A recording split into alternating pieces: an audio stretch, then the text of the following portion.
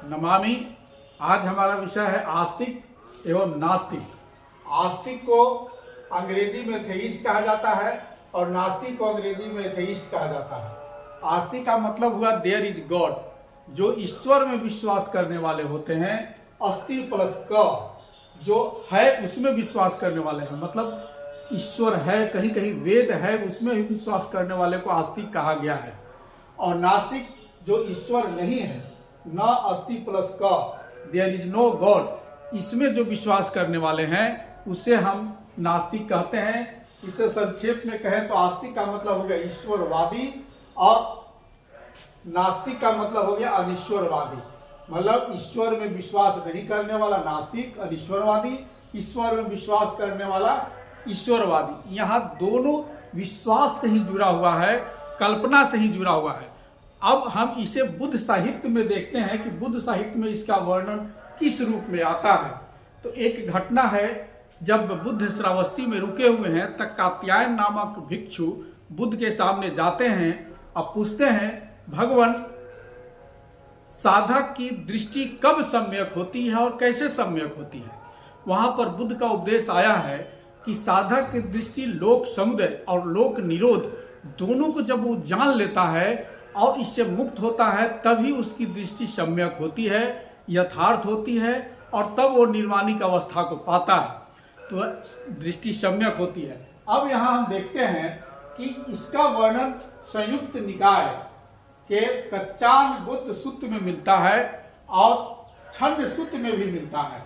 यहाँ दो तरह से शब्द का वर्णन मिलता है, अथितंग या अथिता।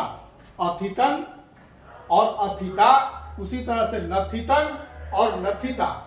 अथि का मतलब हुआ अस्थि।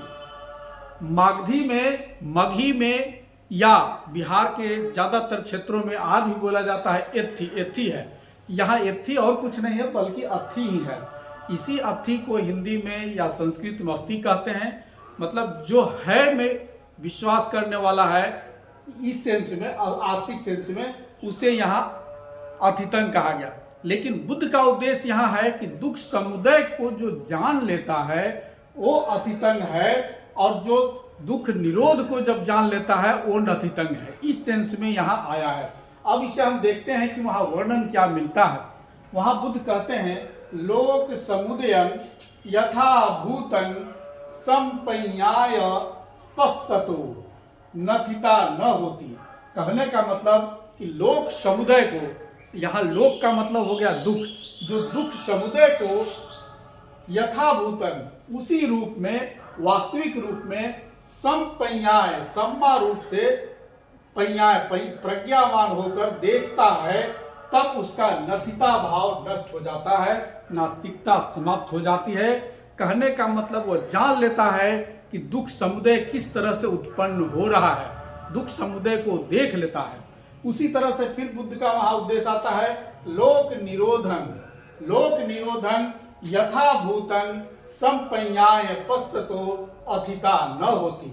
कहने का मतलब कि जब लोक निरोध को, दुख के निरोध को जब यथार्थ रूप में प्रज्ञावान होकर जब देख लेता है, जान लेता है, समझ लेता है, तब उसका आस्तिकता भी समाप्त हो जाती है। कहने का मतलब तब उस समय वो नथिता भाव में जाता है।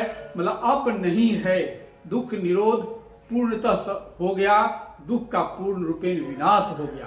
तो यहाँ पर अथिता भाव और नथिता भाव, या अथितंग भाव, नथितंग भाव, या आस्तिक और नास्तिक यहाँ यथार्थ रूप में है, न कि विश्वास रूप में है।